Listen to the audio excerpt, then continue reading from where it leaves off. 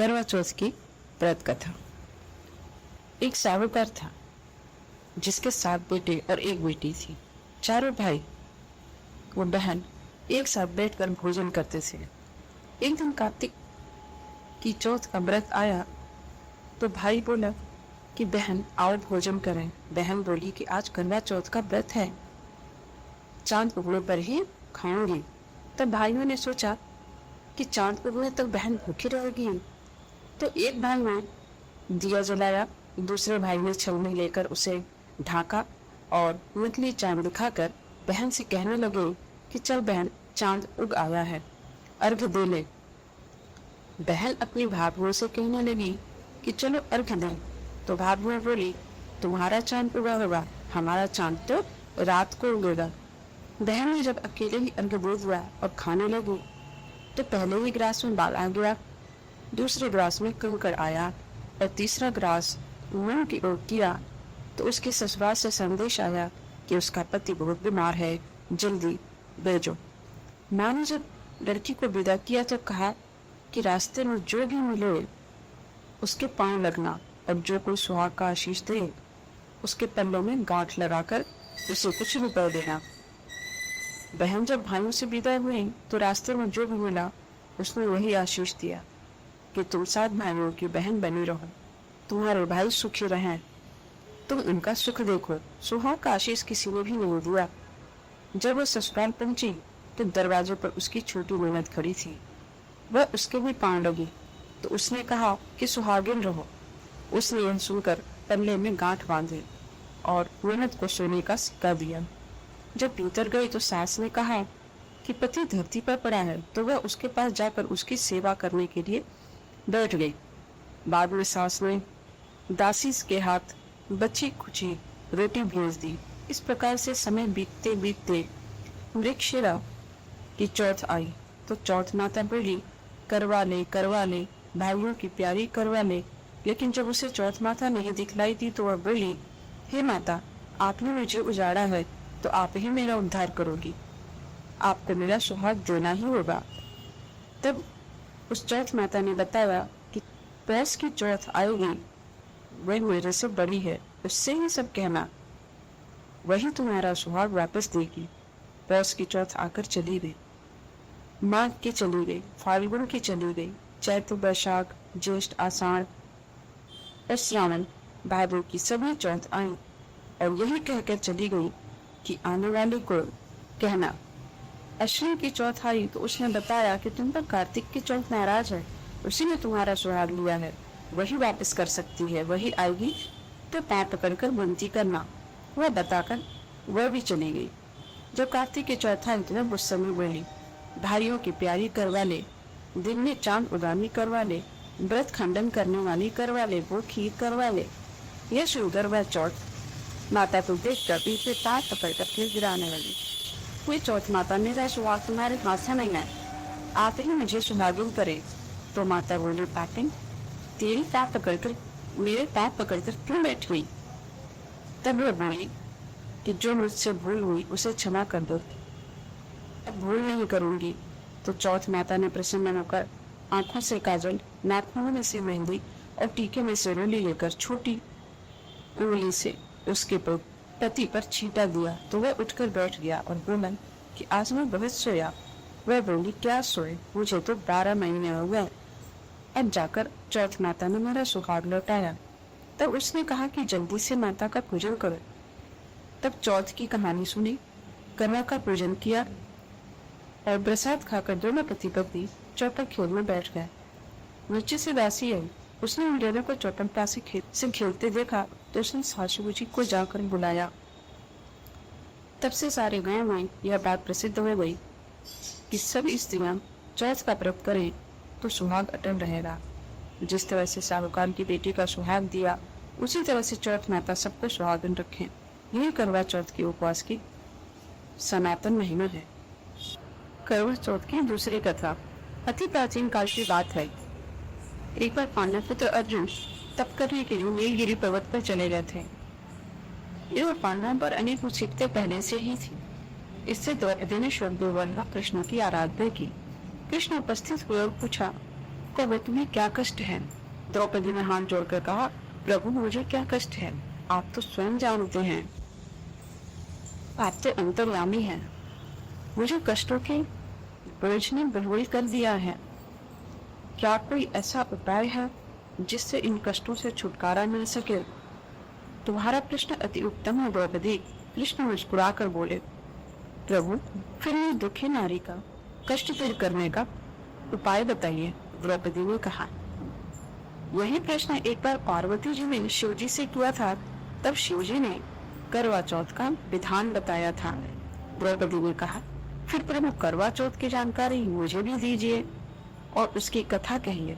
तब कृष्ण ने एक पल सोचने के बाद कहा, दुख सुख तो सांसारिक माना जाता है, प्राणी उसमें सदा ही लिप्त रहता है। मैं तुम्हें अति उत्तम करवा चौथ व्रत की कथा सुनाता हूँ, इसे ध्यान से सुनो। प्राचीन काल में बड़े विद्वान धर्मपरायण एक ब्राह्मण होता था। उसके 4 पुत्र तथा एक गुणवती सुशील पुत्री थी। पुत्री ने विवाहित होकर चतुर्थी का व्रत किया, किंतु चंद्रोदय से पूर्व ही उसे क्षुधा में बाध्य कर लिया। इससे उसके स्नेही भाइयों ने छल से पीपल की आड़ में कृत्रिम चंद्रमा बनाकर दिखा दिया। लड़की ने अर्घ्य देकर भोजन कर लिया। भोजन करते हुए उसके पति के हृदय गति बंद हो गई। इससे दुखी में उसने अन्न जल त्याग दिया। उसी रात्रि में इंद्राणी भू विचरण करने आए। ब्राह्मण पुत्र ने उनसे अपने दुख का कारण पूछा। इंद्राणी ने बताया, तुम्हें करवा चौथ व्रत में चंद्र दर्शन से पूर्व भोजन कर लेने से यह कष्ट मिला है। तब उस लड़की ने हाथ जोड़कर विनय की कि इससे मुक्त होने का कोई उपाय बताइए। इस पर इंद्राणी ने कहा, यदि तुम विधि पूर्वक अगली करवा चौथ का व्रत करो तो तुम्हारे पति पुनर्जीवित हो जाएंगे। कन्या ने ऐसा करने का वचन दिया तो उसका पति स्वस्थ हो गया। इस पर उस कन्या ने वर्ष भर प्रत्येक चतुर्थी का व्रत किया और अनंत अखंड सुहाग प्राप्त किया। श्री कृष्ण ने कहा, हे द्रौपदी, यदि तुम इस व्रत को करोगी तो तुम्हारे सभी कष्ट टल जाएंगे।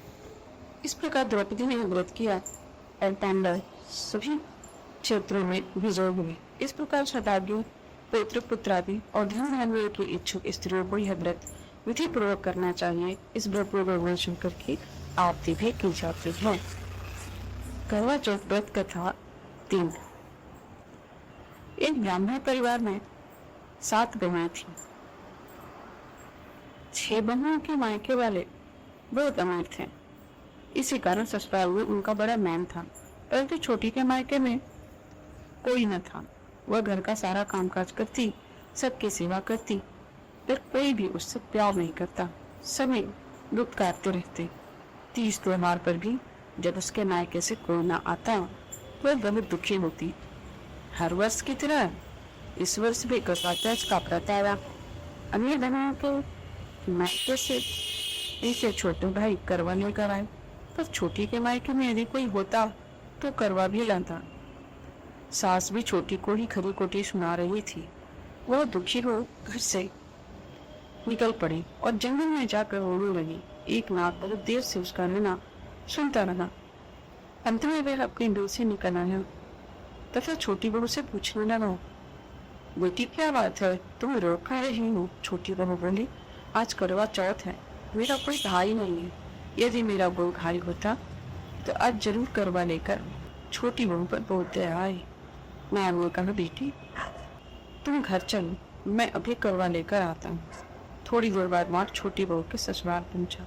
ससुराल वाले इतना सामान देखकर चकित हो गए। सास भी प्रसन्न हो गई। सास ने प्रसन्न मन से छोटी बहू को नाग देवता के साथ भेज दिया। नाग देवता ने छोटी बहू को अपना सारा महल दिखाया और कहा, जितने दिन चाहे आराम से रहो, मन चाहा खाओ, मन चाहा पहनो, पर एक बात याद रखना, सामने रखी नाग कभी मत खोलना। छोटी बहू सारा समय महल में आराम से काटती, पर नाथ के बारे में उसकी उत्सुकता बढ़ती जाती। एक दिन जब घर में कोई न था, उसने नाथ को उठाकर देखा तो हजारों छोटे छोटे सांप के बच्चे इधर उधर रेंगने लगे। उसने जलते ही नाथ ढक दी। जलना में एक सांप की पूंछ नाथ के नीचे आकर कट गई। शाम को नाथ के आने पर छोटी नाथ ने गलती स्वीकार कर ली। नाथ ने उसे क्षमा कर दिया। जब छोटी ने ससुराल जाने की इच्छा की तो उसे धन रत्न आदि देकर विदा किया। छोटी के ससुराल में अब उसकी बड़ी इज्जत होने लगी। जिस सांप की पूंछ कटी थी उसे सभी बंदा कहकर तंग करते। एक दिन उसने अपनी माँ से पूछा कि मेरी पूंछ कैसे कटी है। माँ ने कहा कि छोटी बहू के नाक उठाने और जल्दी में रखने से ही तुम्हारी पूंछ कटी है। तो बोला कि मैं छोटी से बदला लूंगा। माँ के वो समझाने पर भी वह एक दिन चुपचाप छोटी के घर जा छुपा और मौका पाकर उसे काटने की सोचने लगा। ना छोटी बहू और उसकी सास में किसी बात पर बहस हो रही थी तो छोटी कसम खा खा कर कह रही थी कि मैंने ऐसा नहीं किया। वह कह रही थी कि मुझे बन्ना बहन से प्यारा कोई नहीं। उन्हीं की कसम खाकर कहती हूँ कि मैंने ऐसा नहीं किया। बन्ना ने जब सुना सोचने लगा जो मुझसे इतना प्यार करती है मैं उसे ही काटने आया हूँ। वो चुपचाप घर चला गया। माँ ने पूछा ले आए बहन से बदला। वह कहने लगा ना बहन से कैसा बदला। तब से बन्ना भाई वह छोटी बहन हुए। भाई प्रति वर्ष चौथ के दिन करवा लेकर जाता। वह बहन बड़े प्यार से करवा चौथ का व्रत करती। करवा चौथ की व्रत कथा 4। प्राचीन काल में करवा नाम की एक पतिव्रता स्त्री अपने पति के साथ नदी किनारे एक गांव में रहती थी। कार्तिक मास के कृष्ण पक्ष की चतुर्थी के दिन उसका पति नदी में स्नान करने के लिए गया। स्नान करते समय एक मगर हुए उसका पैर पकड़ लिया और करवा करवा नाम लेकर जोर जोर से अपनी पत्नी को पुकारने लगा। उसकी आवाज सुनकर उसकी पत्नी दौड़ कर आई और उसने मगर को कच्चे धागे से टांग दिया। मगर के बाद फिर वह यमराज के पास पहुंची और यमराज से बोली भगवान मगरमच्छ ने मेरे पति का पैर पकड़ लिया है। अतः पैर पकड़ने के अपराध में आप अपने बल से उस मगरमच्छ को नरक में ले आओ।